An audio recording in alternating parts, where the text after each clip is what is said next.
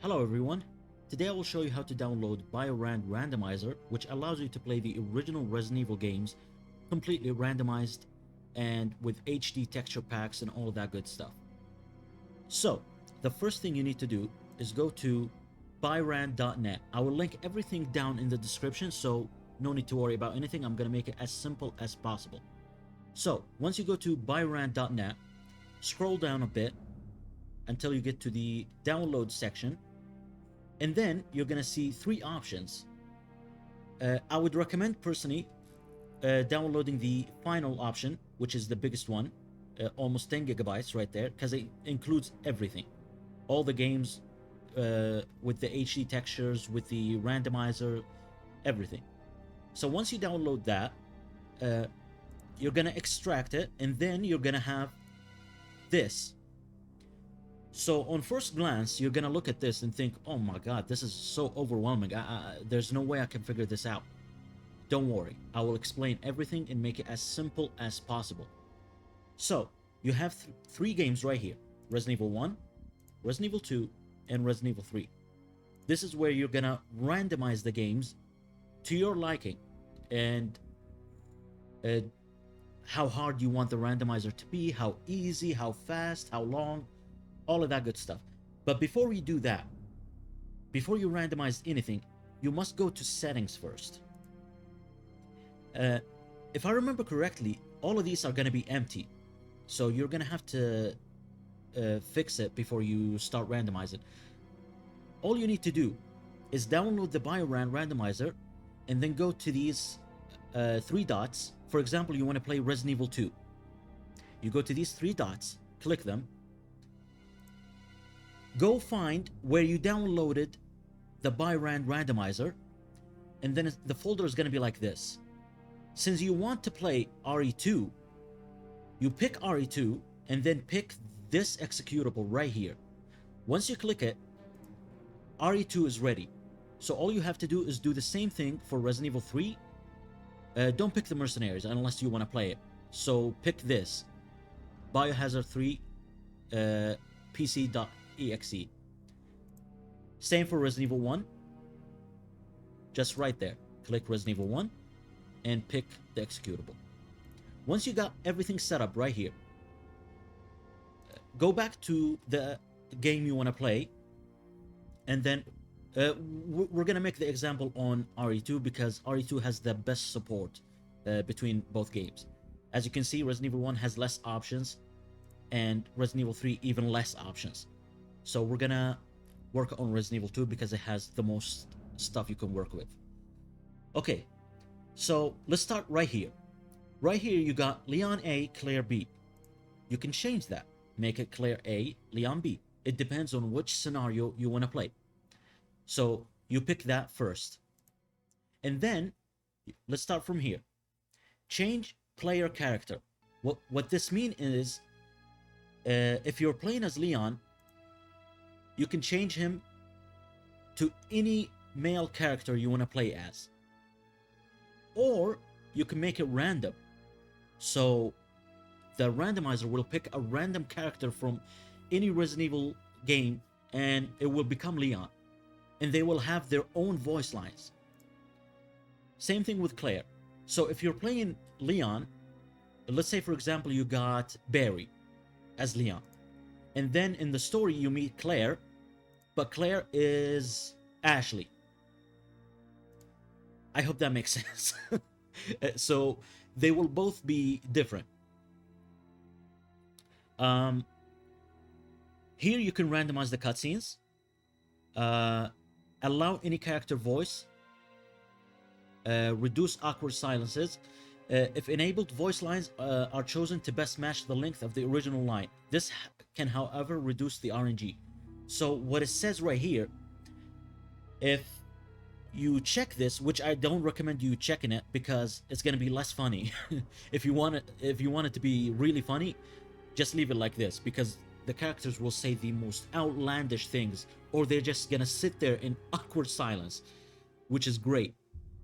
Random events, which is one of my favorite things about Biorand. If you enable this, random events For example, you're in this random room. Let's say you're in the library. Suddenly the door opens and there's like two zombies walking in, or a spider, or a tyrant. So that is really fun to have these random events.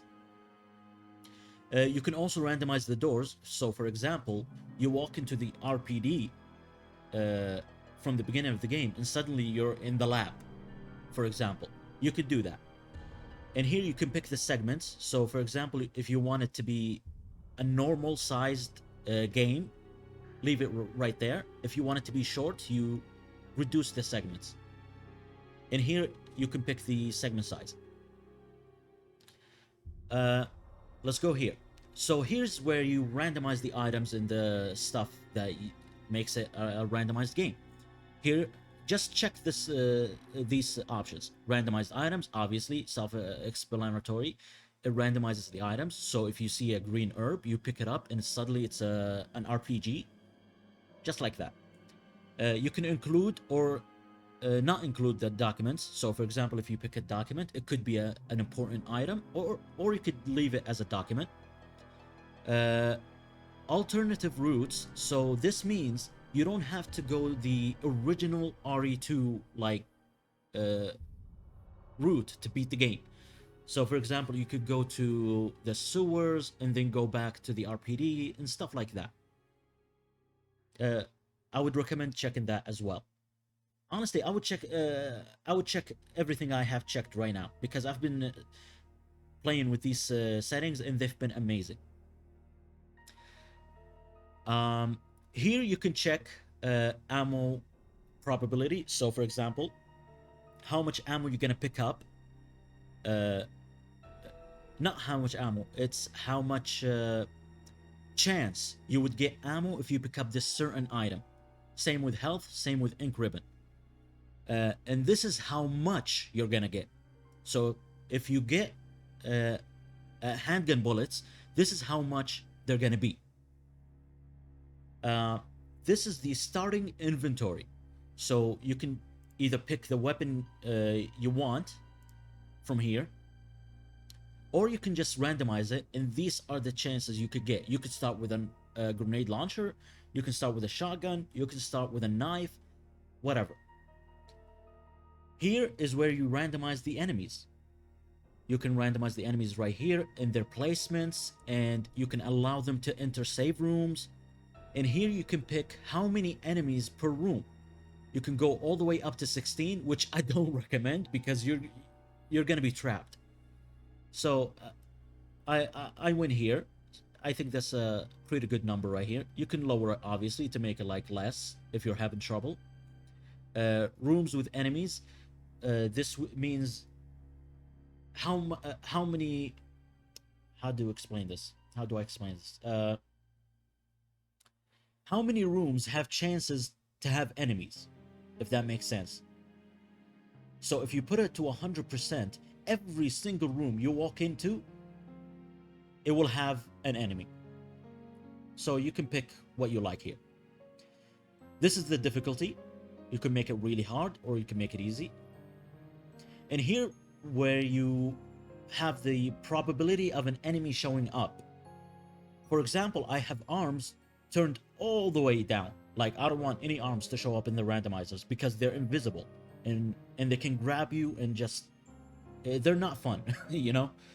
But other enemies you can pick, you can make them like show up more often, show up less. For example, I have crows on almost fully high, but I have moth on very low because moth are way more annoying than crows, for example. You can pick how many tyrants can show up. I have it very high, and the last randomizer I played, I regretted that. And here you can have you can change enemy skins. So you have the originals right here. You have basically the enemies you can kill. You can kill Brad when he turns into a zombie. So a zombie can have the Brad skin, for example, or Alexia, or a Hunter, or stuff like that. For example, Tyrants, the last randomizer I played, Mr. X turned into Lisa. So here's that. Also, you can have randomized music, which is amazing. So you go into a random room and you will have like music playing from RE3, RE4, whatever, even Silent Hill 1. It's right there. These are the NPCs. As you can see, there's a lot of them. These are the NPCs you're gonna find throughout the game.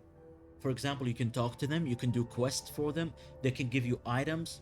So might as well check all of them so you can meet as many people as possible. Then, once you're done with everything, you're happy, you're ready to start this randomizer. You just go here. After you did everything, you just go here, generate. It's gonna take a second to generate everything.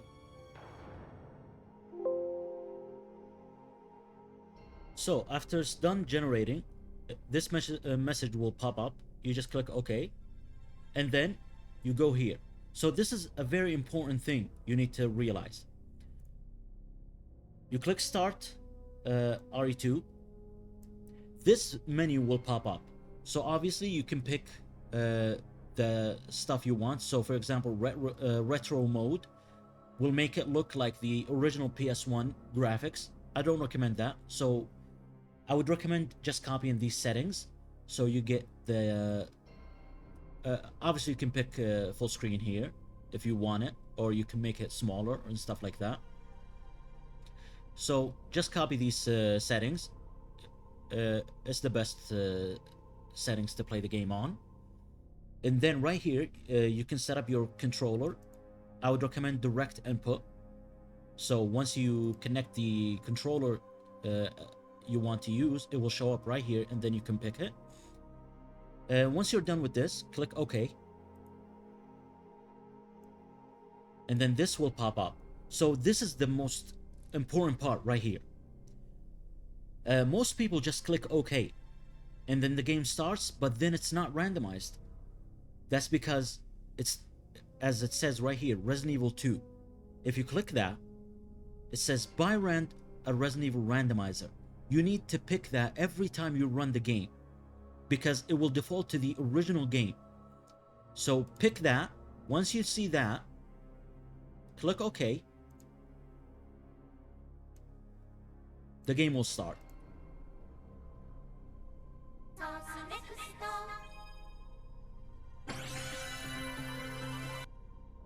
And let's try to see, for example, let's go to Leon. Biorand. Let's see if it worked. And we can do that by checking the inventory.